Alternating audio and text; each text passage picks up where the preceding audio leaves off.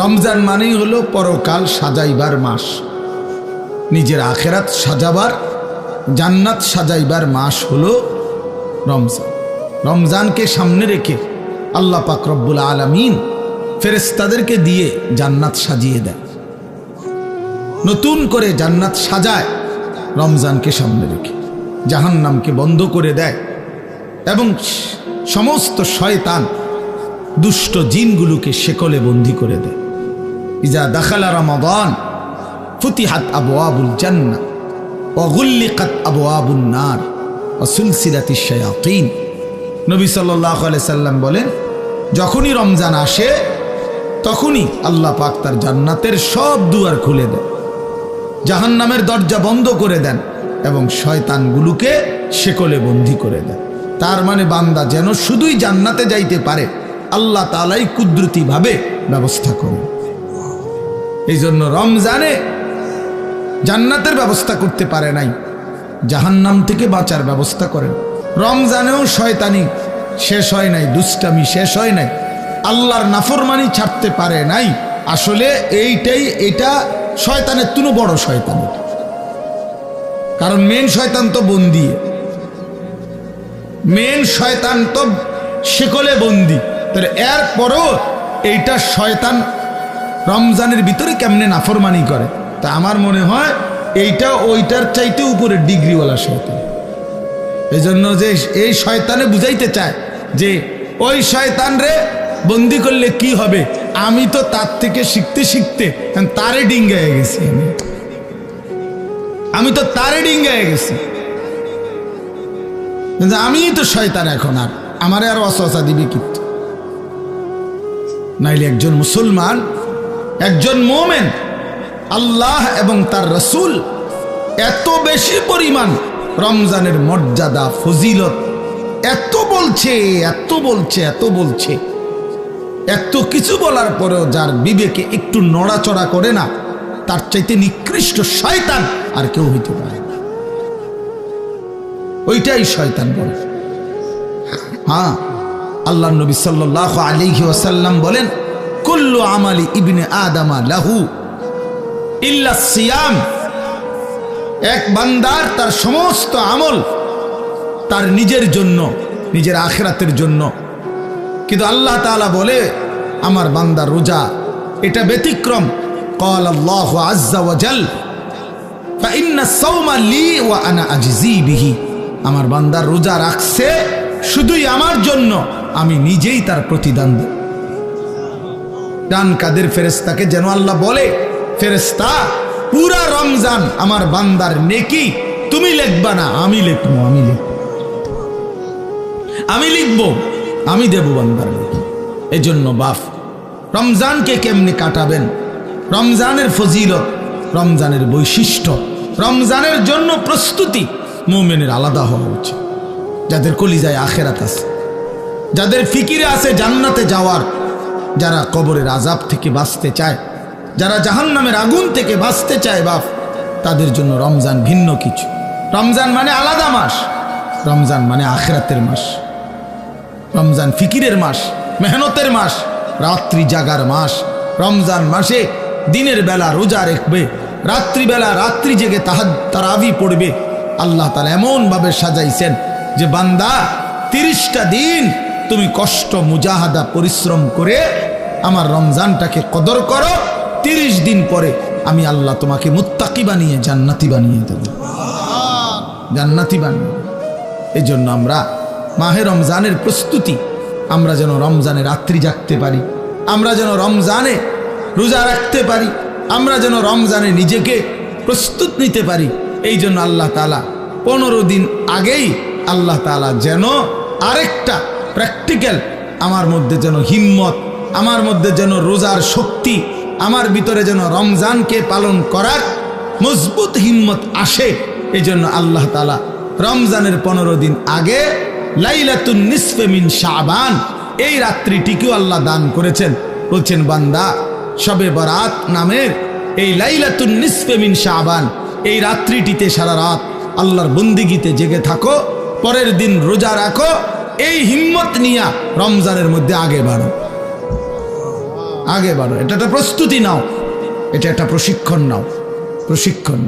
সেই রাত্রিটাও আগামীকাল আমাদের সামনে, শবে বরাত, লাইলাতুন নিসফে মিন শাবান, অত্যন্ত মহিমান্বিত মর্যাদাপূর্ণ একটি রাত শবে বরাত, যেটা আমরা শব্দটা তো জানি, কিন্তু আমরা যথাযথ বন্দিগি করতে জানি না। শবে বরাত এটা আল্লাহ তাআলা আমাদের প্রিয় নবী সাল্লাল্লাহু আলাইহি ওয়াসাল্লামের মাধ্যমে আল্লাহ তাআলা আমাদের জন্য দান করেছে।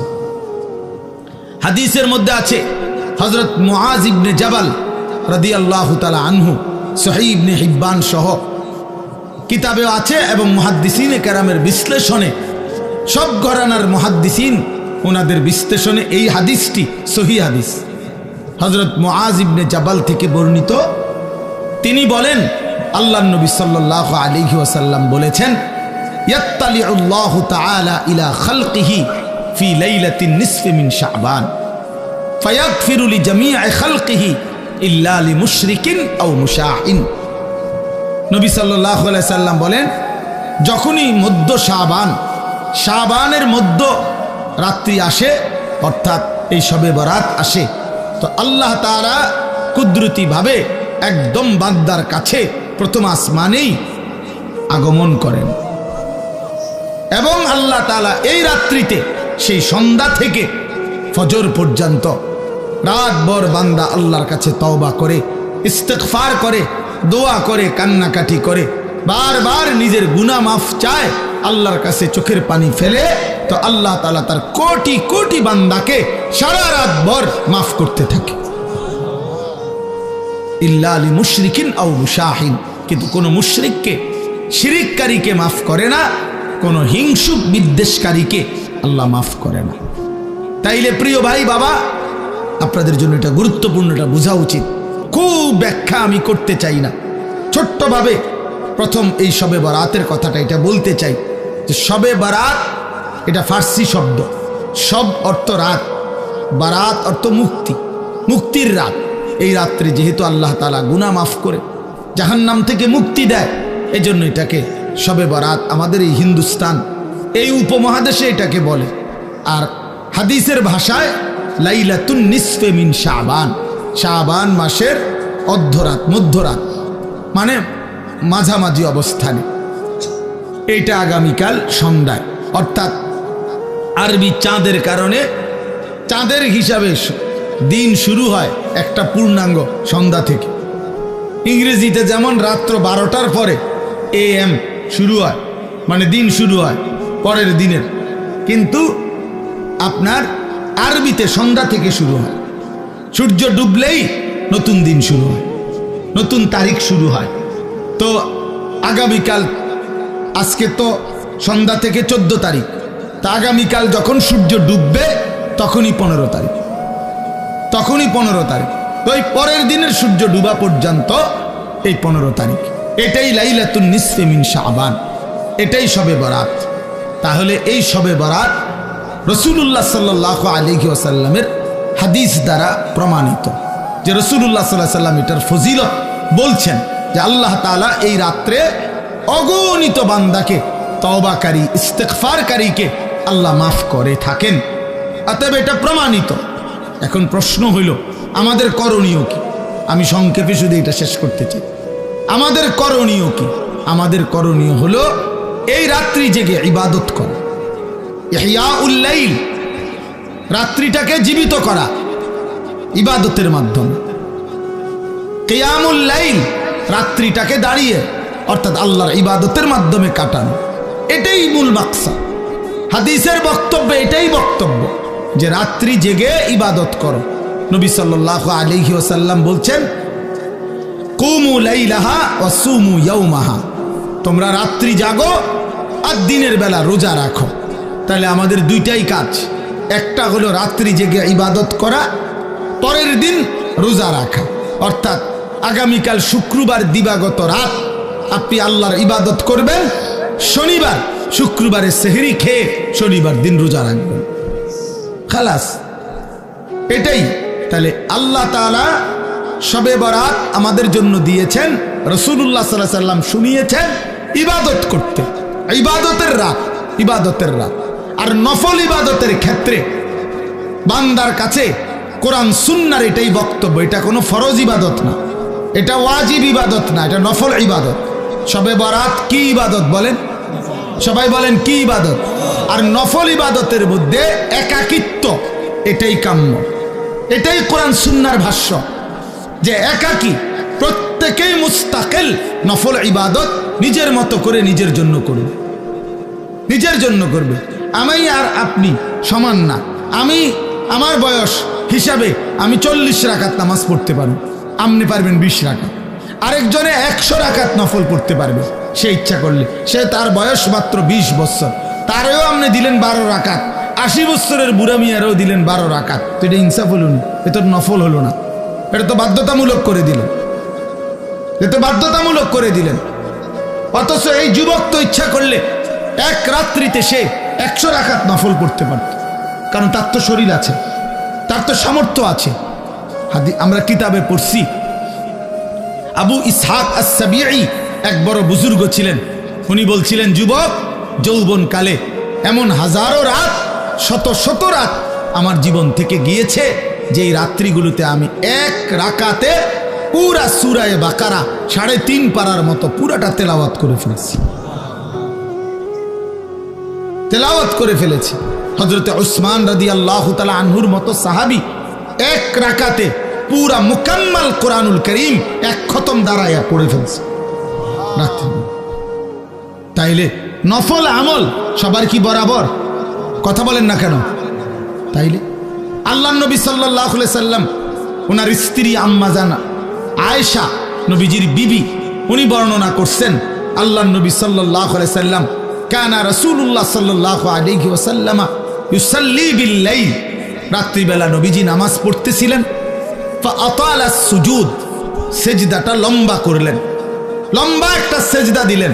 হাত্তা জানান্তু আন্নাহু কাদ কুবিজা, হযরত আয়েশা নিজে বলতেছেন, আমি ভাবলাম এত লম্বা সেজদা না জানি নবীজি ইন্তেকাল করলেন কিনা। আর তো মাথায় উড়ায় না, কখন সেজদা দিলেন, আহারে মাথায় তো তুলতেছে না। হযরত আয়েশা রাদিয়াল্লাহু তাআলা আনহা বলেন, আমি তখন নবীজি সাল্লাল্লাহু আলাইহি সাল্লামের পায়ের তালুতে পিছনে আঙ্গুল দিয়া স্পর্শ করলাম, মানে সাইলাম আর বাইচা আছে কিনা। আল্লাহর নবী সাল্লাল্লাহু আলাইহি সাল্লাম একটু পরে যখন নামাজের সালাম ফিরাইলেন, তো নবীজি জিজ্ঞেস করলেন, আয়েশা তুমি কি ভেবেছো আমি তোমার উপরে কোনো জুলুম করেছি? অর্থাৎ তোমার সাথে না থেকে রাত্রিটা আল্লাহর ইবাদতে কাটায় দিছি, এতে কষ্ট পাইলা তুমি? হযরত আয়েশা বলেন, ইয়া রাসূলুল্লাহ, না, আমি কষ্টের কারণে বলি নাই, আমি মূলত ভেবেছিলাম এত লম্বা সেজদা দিছেন, না জানি আপনার ইন্তেকাল হয়েছে কিনা, এই জন্য আমার ভয় লাগছে দেখে আমি আঙ্গুলটা স্পর্শ করছি, আমার চাহিদার জন্য না, আমি আপনার পেরেশানিতে করছি। তো আল্লাহর নবী সাল্লাল্লাহু আলাইহি ওয়াসাল্লাম বললেন, আয়েশা তুমি কি জানো আজকের রাত কোন রাত? তখন হযরত আয়েশা বললেন, জানি না ইয়া রাসূলুল্লাহ, আপনি জানেন, আপনি বলেন। তো আল্লাহর নবী সাল্লাল্লাহু আলাইহি ওয়াসাল্লাম বলেন, এই আজকের রাত্রি হচ্ছে লাইলাতুন নিসফে মিন শাবান, এটাই শবে বরাত, এটা শাবানের মধ্যরাত। এই রাত্রিতে আল্লাহ তাআলা যত লোক আল্লাহর কাছে গুনাহ মাফ চায়, তওবা করে, আল্লাহ তাদেরকে মাফ করে থাকে। যত লোক আল্লাহর কাছে দয়া ভিক্ষা করে, তো আল্লাহ তাআলা তাদের উপরে দয়া করে, দয়া করে। তাইলে আল্লাহর নবী সাল্লাল্লাহু আলাইহি সাল্লাম এত লম্বা সেজদা দিছেন যে নবীর বিবি উনি পর্যন্ত ভয় পাচ্ছিলেন যে ইন্তেকাল করলেন কিনা। তাইলে নফল ইবাদত, নফল ইবাদত একটা লক্ষণীয় কথা বোঝেন, শুনতেছেন আপনারা? আরে ভাই বুঝতেছেন আপনারা? আপনার ইনসাফে কি বলে যে আমার বিবি, আমি নামাজ পড়তেছি, আজকের রাত্রি এত গুরুত্বপূর্ণ, কিন্তু উনি ওনার বিবিকেও, অর্থাৎ এতটা আলাদা যে একত্রে না, তুমিও বসো, তুমি আমরা দুজন মিল্লা গড়ি ধরো, তুমিও 15 মিনিট সেজদা দিবা, আমিও 15 মিনিট সেজদা দিব, তুমিও আধা ঘন্টা লাগাইয়া নামাজ পড়বা, আমিও আধা ঘন্টা লাগাই পড়ব, এরকম কথা বলছেন এখানে। তাইলে বোঝা গেল নফল ইবাদত প্রত্যেকের শরীর স্বাস্থ্য সামর্থ্য অনুপাতে প্রত্যেকের জন্য আলাদা আলাদা, প্রত্যেকের জন্য কি বলেন না আলাদা আলাদা আলাদা আলাদা আলাদা আলাদা। তাহলে শবে বরাত হাদিস দ্বারা প্রমাণিত। কি দ্বারা প্রমাণিত? উলামায়ে কেরাম, আসলাফ, পূর্বপুরুষদের, মনীষীদের, বুজুর্গদের কথার আলোকেও শবে বরাত প্রমাণিত। এই রাত্রি ইবাদতের রাত, এটা প্রমাণিত কথা। এই রাত্রির কথা আল্লাহর নবী সাল্লাল্লাহু আলাইহি সাল্লামের হাদিসের মধ্যে আছে এবং 8 জন সাহাবী এই মুআজ ইবনে জাবালের এই হাদিসটা, আরে ভাইয়া কথা বলো না,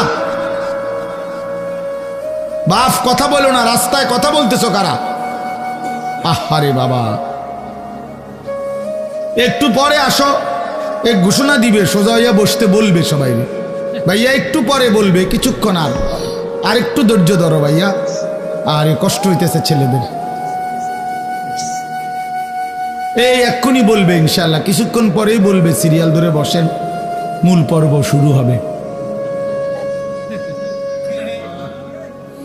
আহা, আফসুস আফসুস আফসুস জিন্দিগি,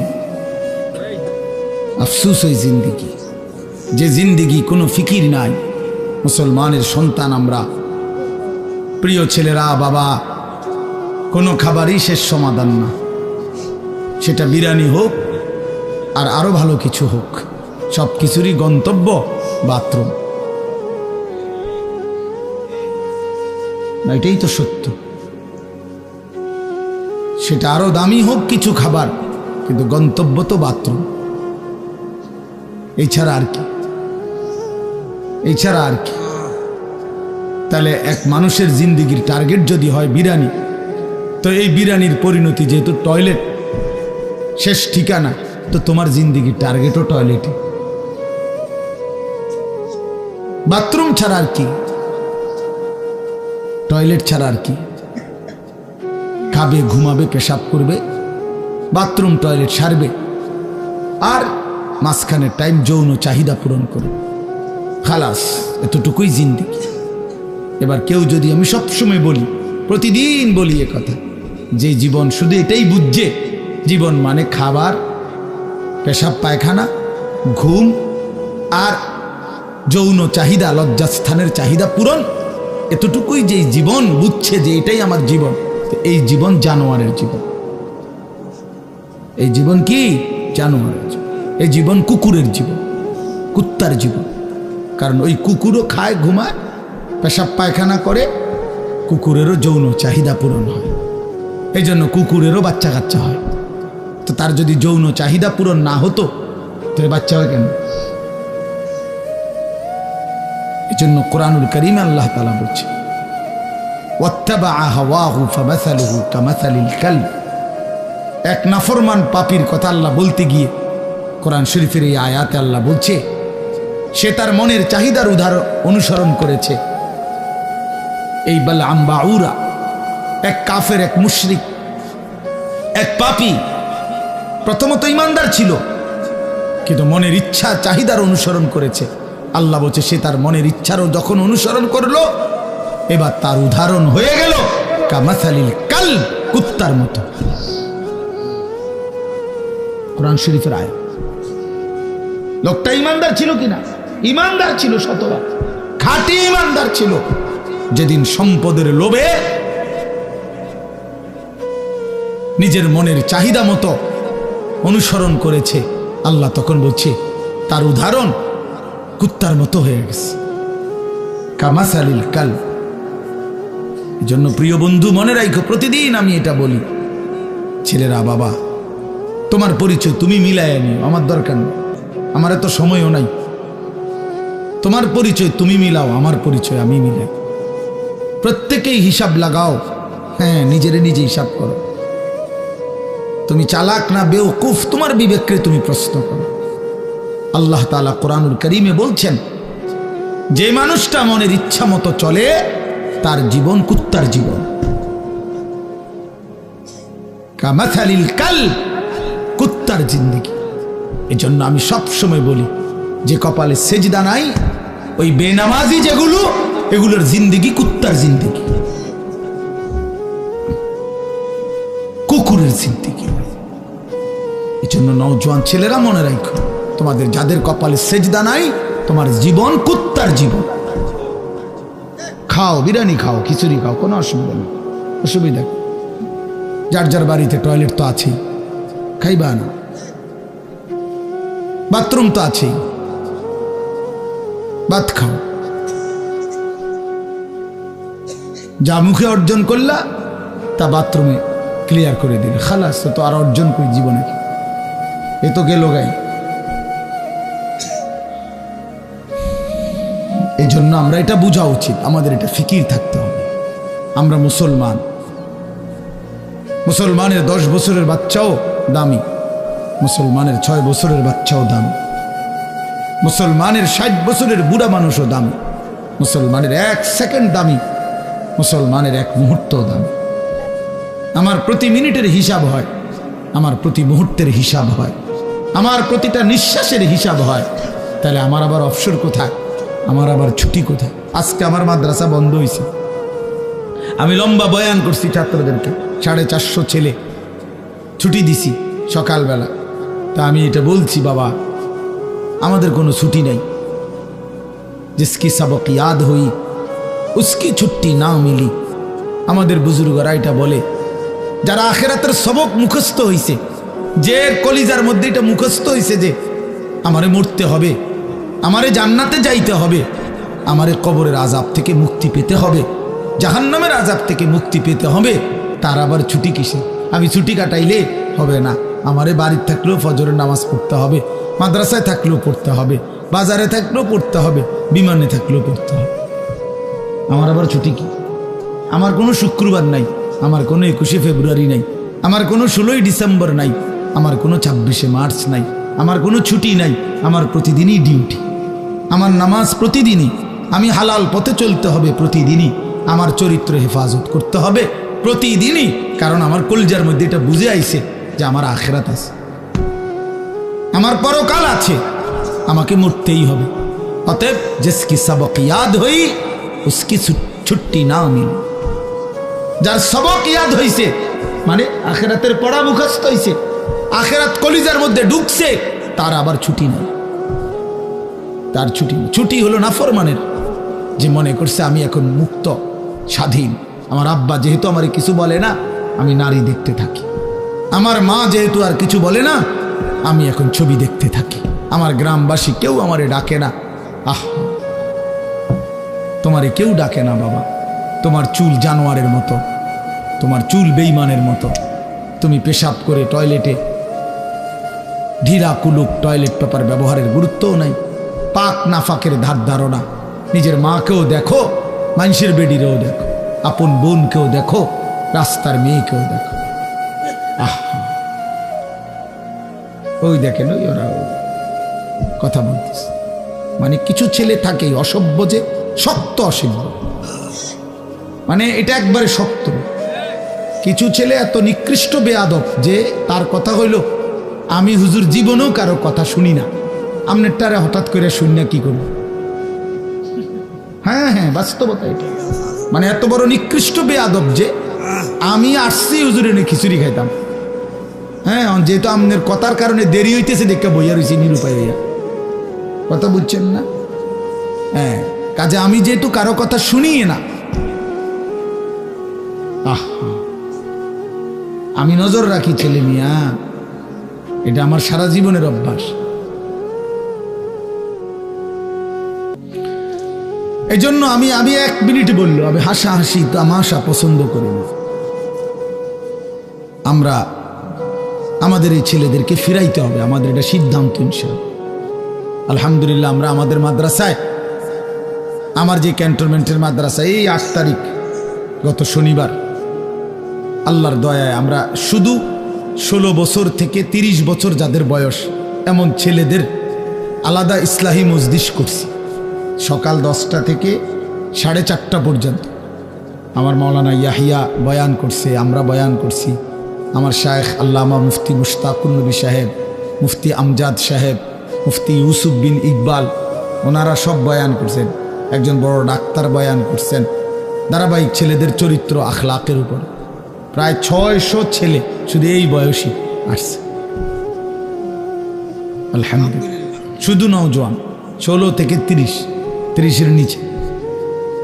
তবে আমরা আরও বড় স্বপ্ন আছে ইনশাআল্লাহ। তো বললাম যে এটা আমার ইচ্ছা, আমার ছেলেরা বদলাইতে হবে আল্লাহর দয়ায়, ছেড়ে দেওয়ার কোনো সুযোগ নেই।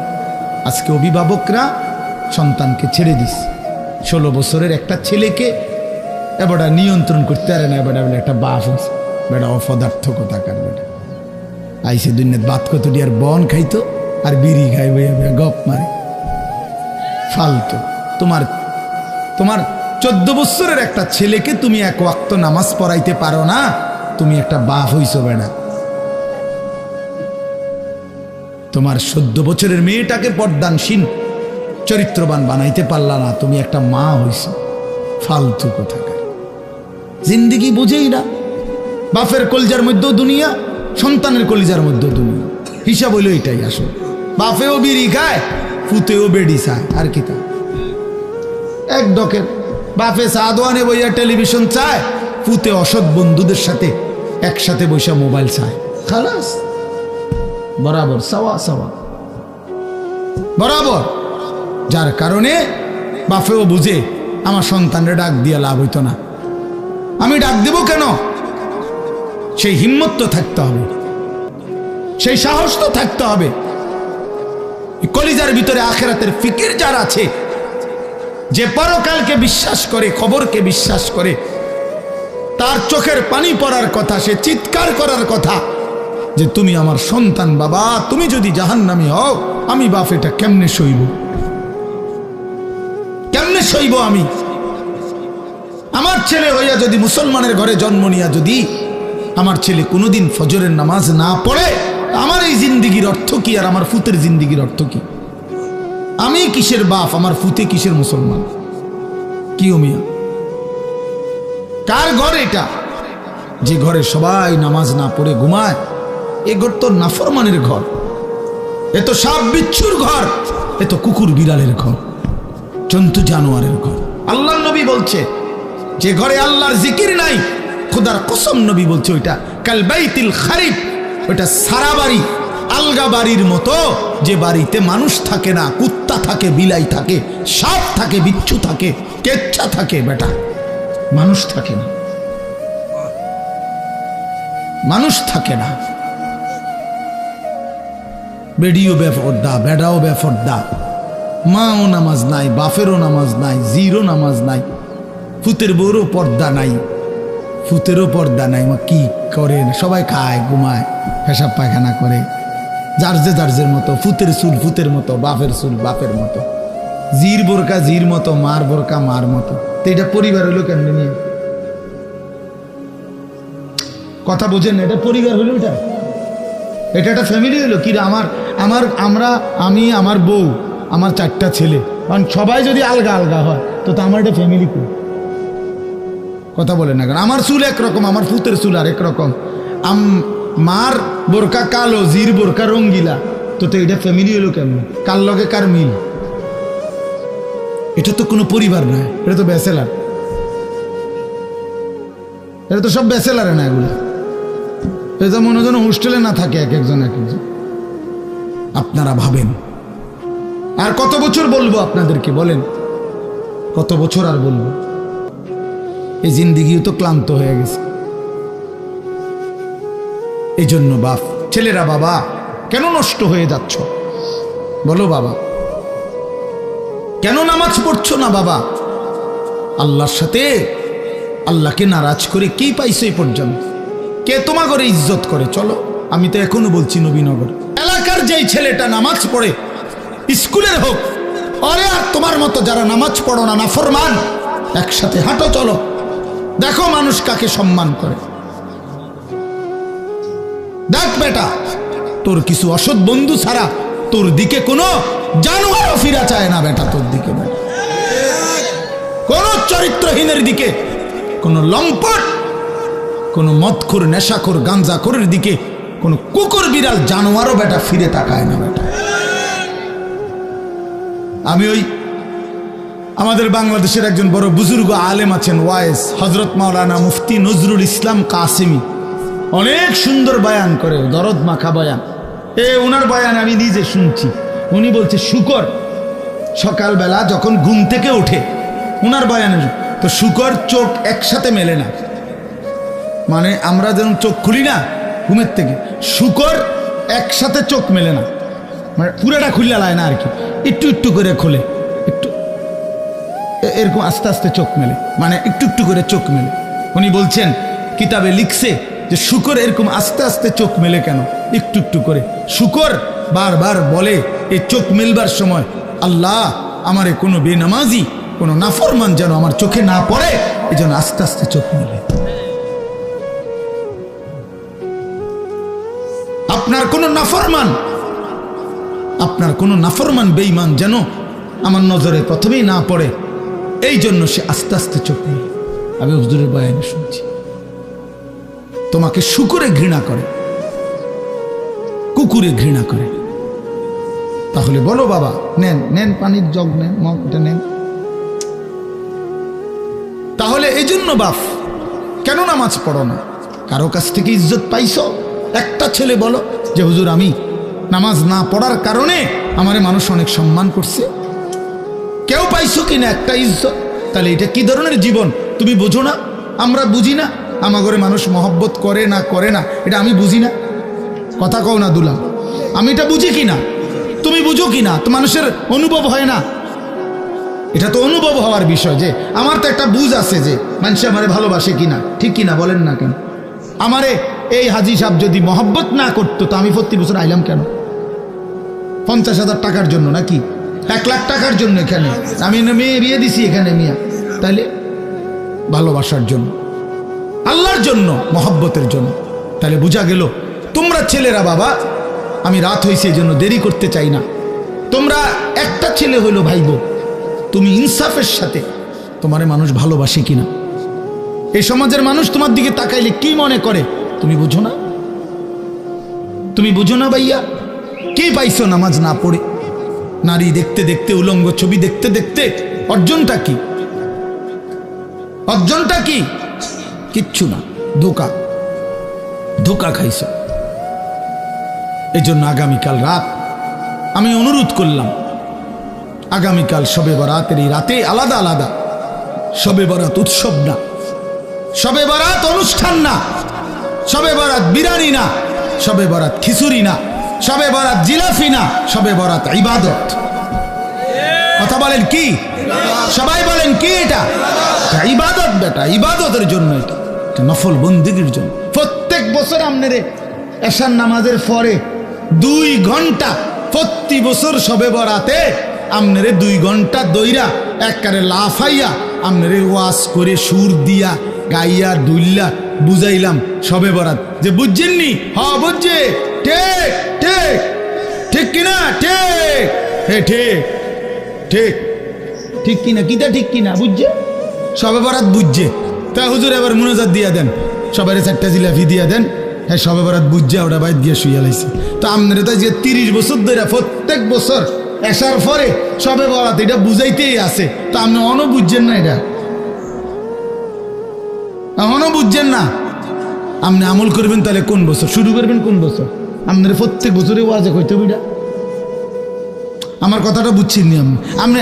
আপনি এটা বুঝছেন না, তাতে এটা না বুঝার কি আছে? বলেন চাচা, এটা না বুঝার কি আছে? সহজ কথা যে সন্ধ্যা থেকে নিয়ে ফজর পর্যন্ত আপনি আল্লাহর ইবাদত করবেন, ঠিক আছে না কথা? কতক্ষণ জিকির করবেন, কতক্ষণ তেলাওয়াত করবেন, কতক্ষণ বারবার দোয়া করবেন, বারবার 2 রাকাত, একবার 4 রাকাত, একবার 12 রাকাত, একবার 6 রাকাত, আবার কাঁদেন, আবার দোয়া করেন, প্রয়োজনে একটু বিশ্রাম করেন, রাত্রিবেলা সেহরি খান, তসবিহ পড়েন, আল্লাহর কাছে দফায় দফায় দোয়া করেন। বান্দা নবীজি বলছে, উম্মত দোয়া করে কখনো ক্লান্ত হইও না। দোয়া করতে করতে যা কইছি হুজুর একবারে লম্বা করে বিস্তারিত সব কইয়া লইছি আল্লাহরে, না না, আল্লাহ বলছে বান্দা বারবার বলো, বারবার বলো, বারবার বলো, বারবার বলো, তুমি বলবা যতবার আমি শুনবো ততবার, আমি শুনবো ততবার, তুমি বলতে থাকো, তুমি বলতে থাকো। ফাওয়াল্লাহি লা ইয়ামাল্লাল্লাহু হাত্তা তামাল্লু, আল্লাহর নবী বলেন, বুখারীর হাদিস, আল্লাহর কসম উম্মত তোমরা চাইতে চাইতে ক্লান্ত হয়ে পড়বা, আল্লাহ দিতে দিতে ক্লান্ত হবে না, আল্লাহ ক্লান্ত হয় না, তুমি বলতে থাকো। তাহলে সারা রাত প্রত্যেকে মসজিদে বারান্দায়, ঘরে, আপনার যেমনে সুবিধা হয়, যার যেমনে সুবিধা হয়, যে যেখানে যতক্ষণ কুলায়, সবাইরে বরাবর করার কি দরকার? বরাবর করার কি দরকার? বয়স্ক মানুষের শরীরের সক্ষমতা আর জওয়ানের সক্ষমতা বরাবর। তাইলে এই জন্য আপনাদের ছেলেরা তোমাদের কাছে বাবা অনুরোধ করছি, সবাই না বুঝলে অসুবিধা নাই, একজন যদি বুঝতো, তোমার জন্যই আমি বললাম, নিজের ফিকির করো বাবা, গুনাহ থেকে ছাড়ো বাপ। জীবনটা সুন্দর না করলে আমরা মরেই যাব, এটাই সত্য। কত কিশোর, কত নওজোয়ান বাবা কবরে চলে গেছে বাপ। তুমি নিশ্চিত তোমার এই জওয়ানি থাকবে না, 3 অবস্থা হবে, হয় তুমি বৃদ্ধ হয়ে যাইবা, নয়তো রোগ, কোনো বড় সড়ো কোনো রোগ আইসা তোমারে দুর্বল করে দিবে, আর নয়তো মৃত্যু এসে তোমারে থামাই দিবে। তুমি এক অবস্থার উপরে 30 বছর থাকবা না, তুমি এক অবস্থার উপরে 20 বছর থাকবা না বন্ধু।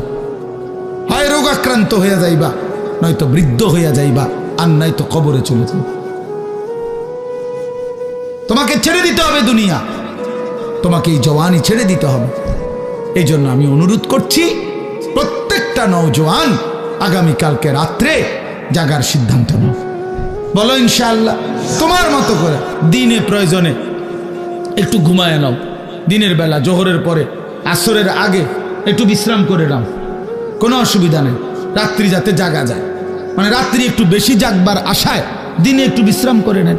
মানুষ বড় পরিশ্রম করার আগের থেকে তো প্রস্তুতি নিয়ে নেয়।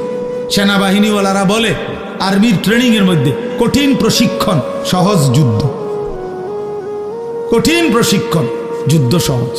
তাইলে একটু প্রস্তুতি নিয়ে রাত্রি জাগার জন্য যদি আমরা চেষ্টা করি, আর বারবার দোয়া, ইস্তেগফার, কান্নাকাটি, গুনাহ মাফ চাই, তো আল্লাহ তাআলা ভীষণ খুশি হবে, ভীষণ খুশি হবে। পরের দিন রোজা রাখলে, রোজা তো আলহামদুলিল্লাহ প্রত্যেক আরবি চাঁদের 13, 14, 15 আল্লাহ নবী সাল্লাল্লাহু আলাইহি সাল্লাম রোজা রাখতেন। এই আজকে বৃহস্পতি, শুক্র, শনি, আলহামদুলিল্লাহ আমরা আজকে রোজা রাখছি।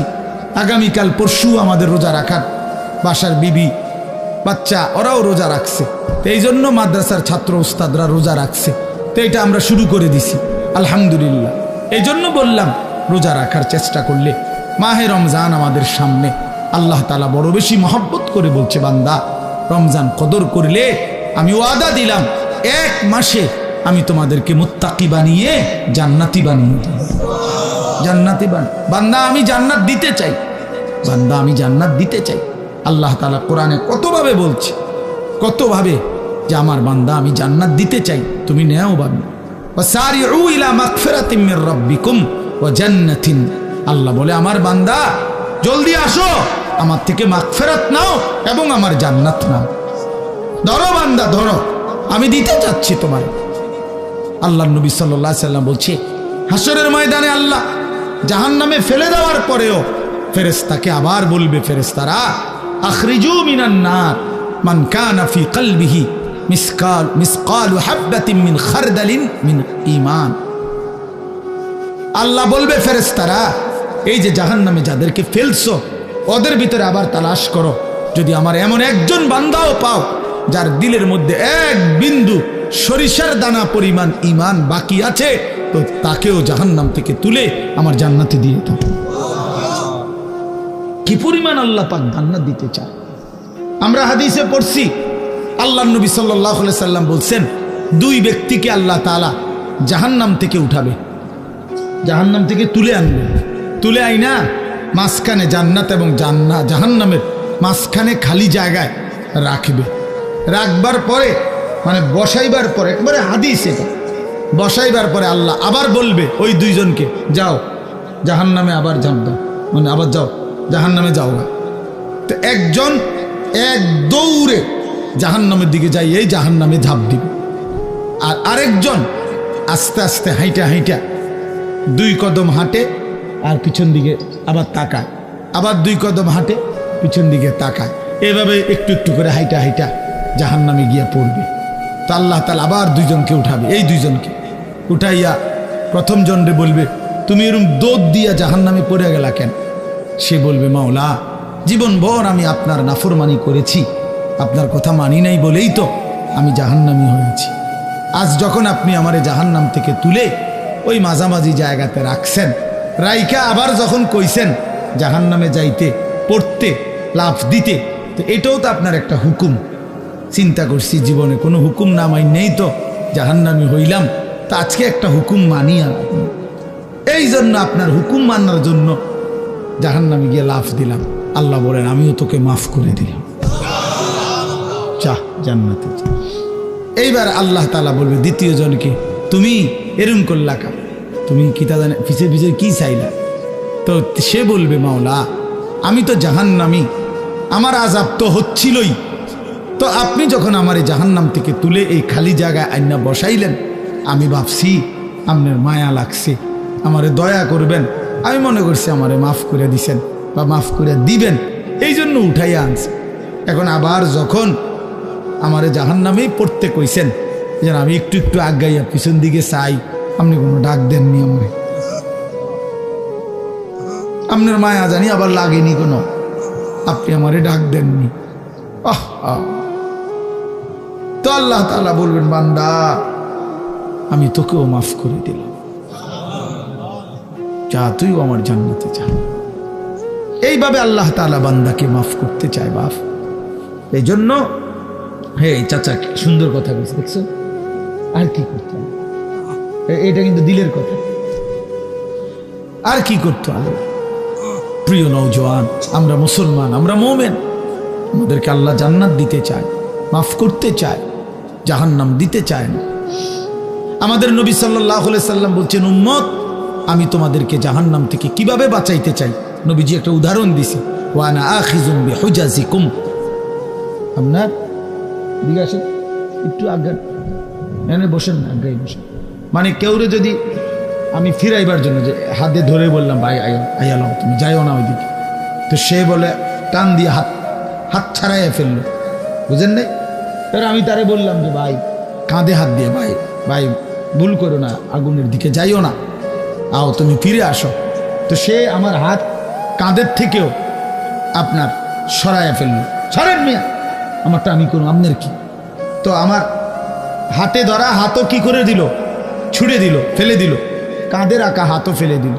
এবার আমি যদি তার কোমরে জড়াইয়া ধরি যে না ভাই আমি আপনার আগুনে পড়তে দিব না, আমি বাইচা থাকতে আপনারে জাহান্নামে পড়তে দিব না, আপনাকে বরবাদ হতে দিব না, আমি কোমরে জড়াইয়া ধরেও যদি টানাটানি করি, এবার সে চাইলেই আমার থেকে ছুটাটা তার জন্য কঠিন, কঠিন না? মানে কোমরে জড়াইয়া ধরলে ছুটা আলগা হওয়া কঠিন কিনা? এই আল্লাহর নবী কসম বাবা, নবীজি বলছে উম্মত আমি তোমাদের প্রত্যেককে চাচ্ছি এইভাবে কোমরে জড়াইয়া ধরে ধরে জাহান্নাম থেকে বাঁচাতে। ওয়া আনা আখিযুন বিহুজাজিকুম।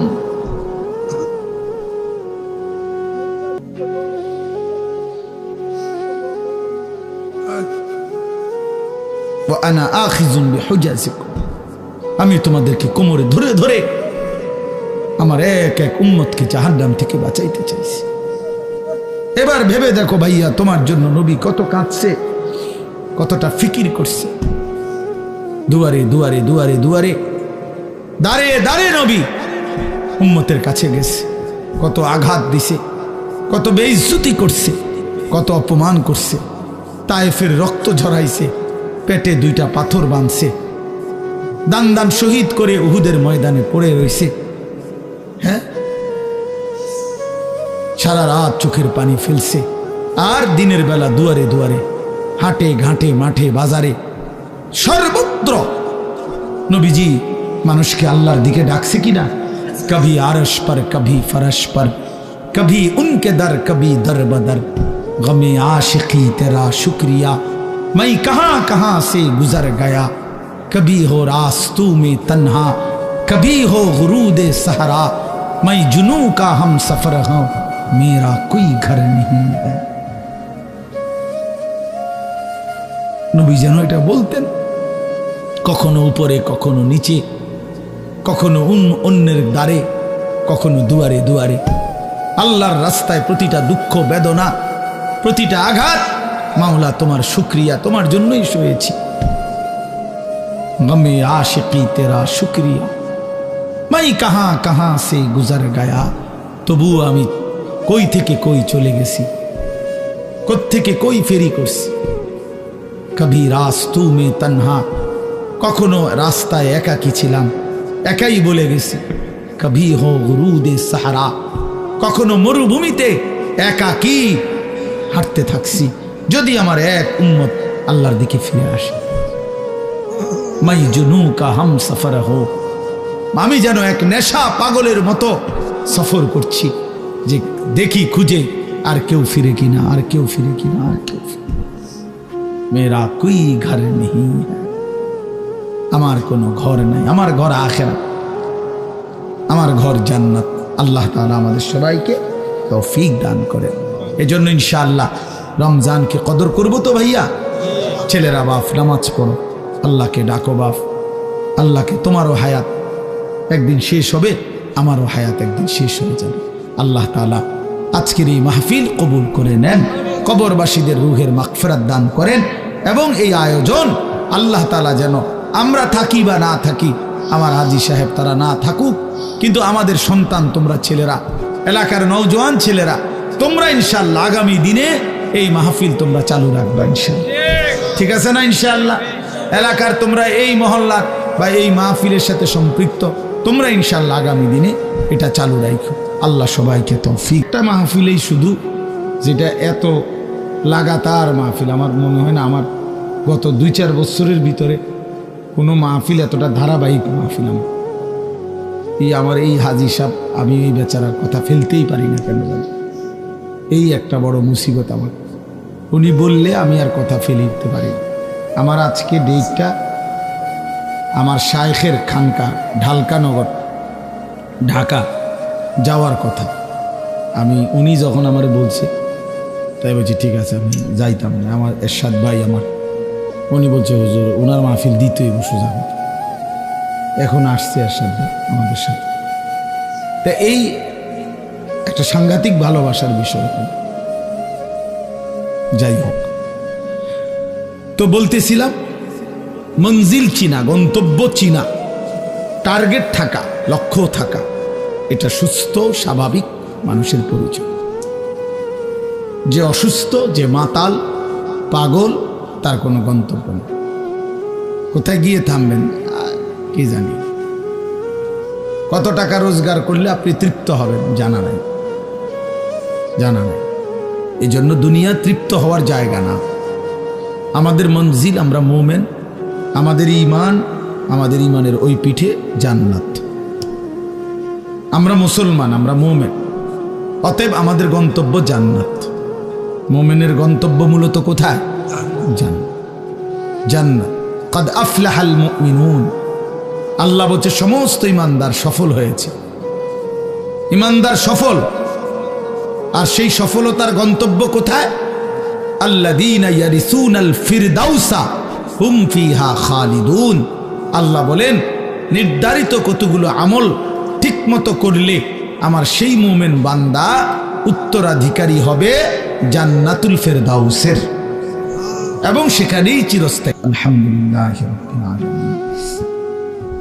আল্লাহুম্মা আনতাস সালাম ওয়া মিনকাস সালাম, তাবারাকতা ইয়া যাল জালালি ওয়াল ইকরাম। মাওলায়ে কারীম আপনি মাফ করে দেন, আপনি মাফ করে দেন, আপনি মাফ করে দেন। আয় আল্লাহ আপনি মাফ করে দেন, পিছনের সব গুনাহ মাফ করে দেন, সব গুনাহ মাফ করে দেন। আয় মাওলা মাফ করে দেন, মাফ করে দেন, মাফ করে দেন। রাত অনেক গভীর, মাওলা মাফ করে দেন। চারিদিকে আপনার কত বান্দা ঘুমিয়ে গেছে, আমরা অল্প কয়েকজন ঘুমাই নাই।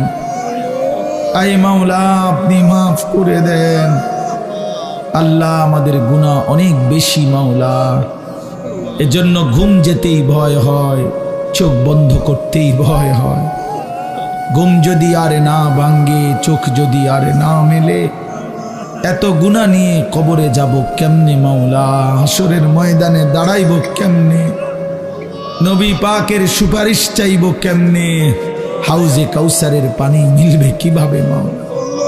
আই মাওলা রাত গভীরে মাফ করে দেন, মাফ করে দেন, আপনি মাফ করে দেন।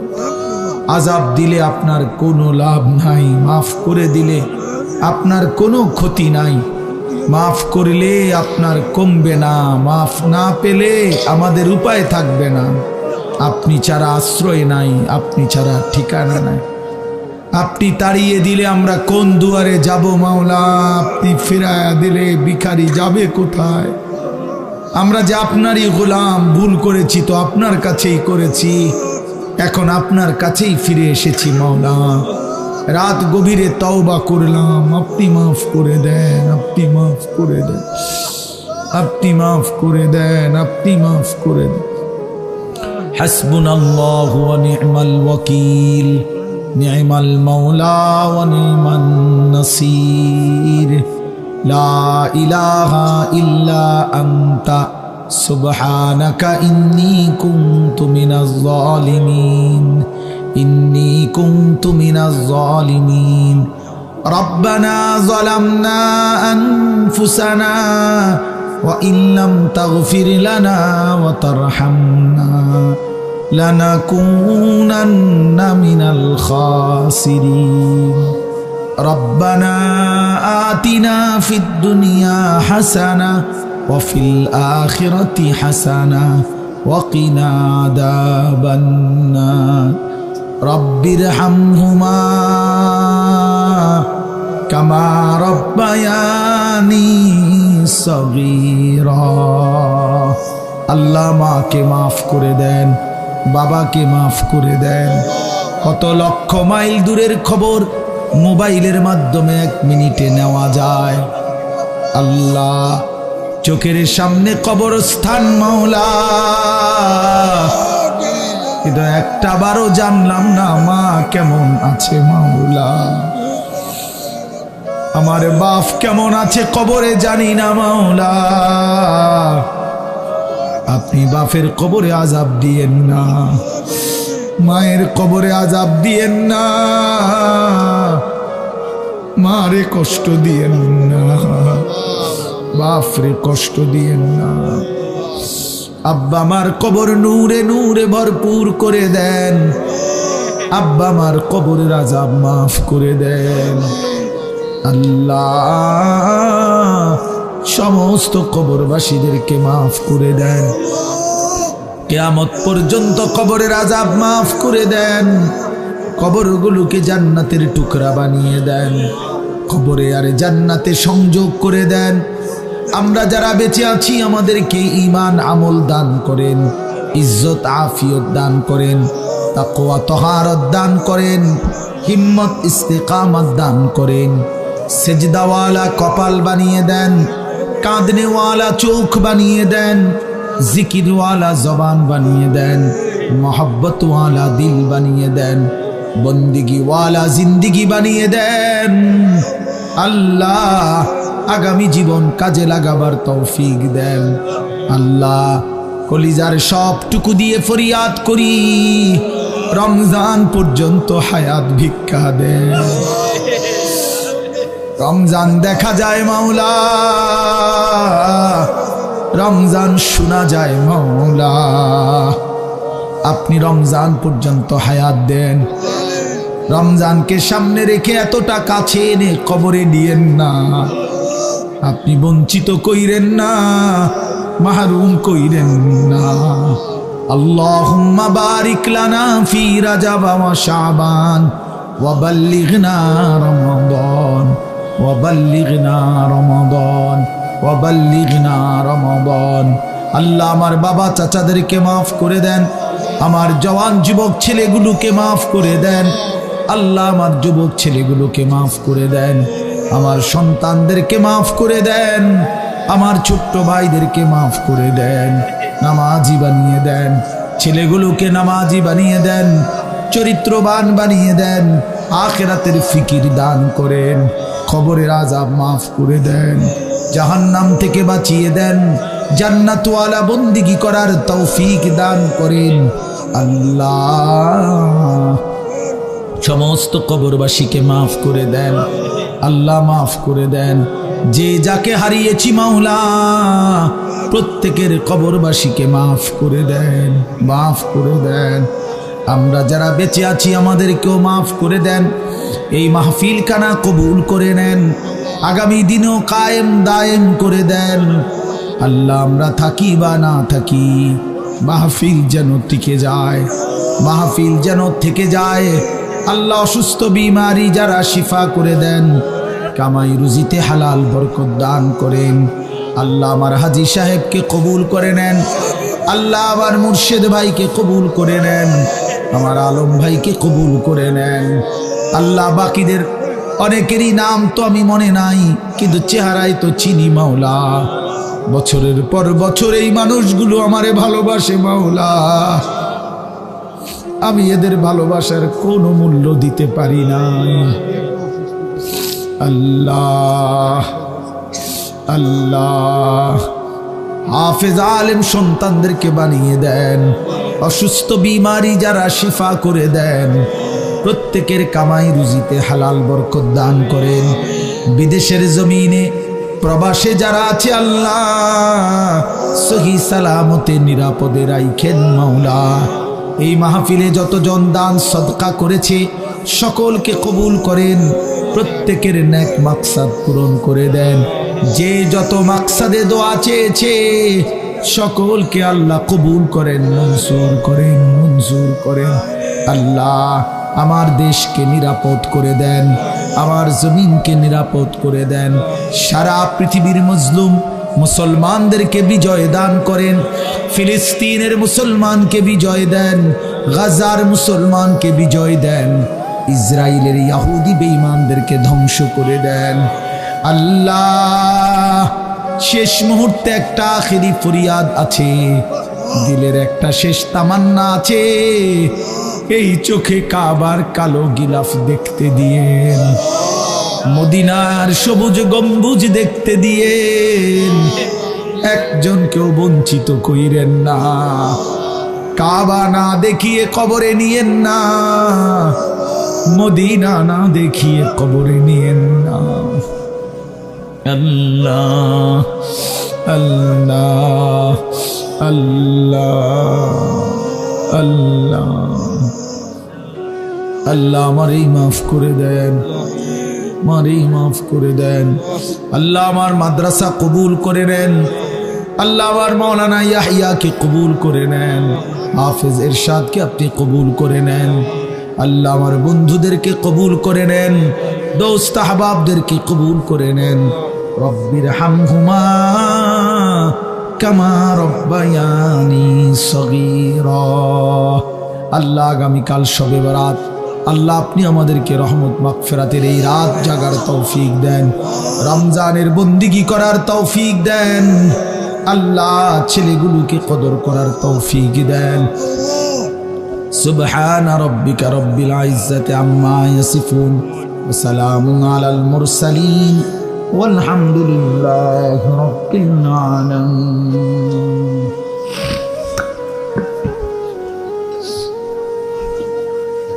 বাকি লোক কাজ করবে তো কাজ বলবো, কাজ বলবো তো দিছে দিয়ে দিছে বেশি নেই দিয়া লাইছে।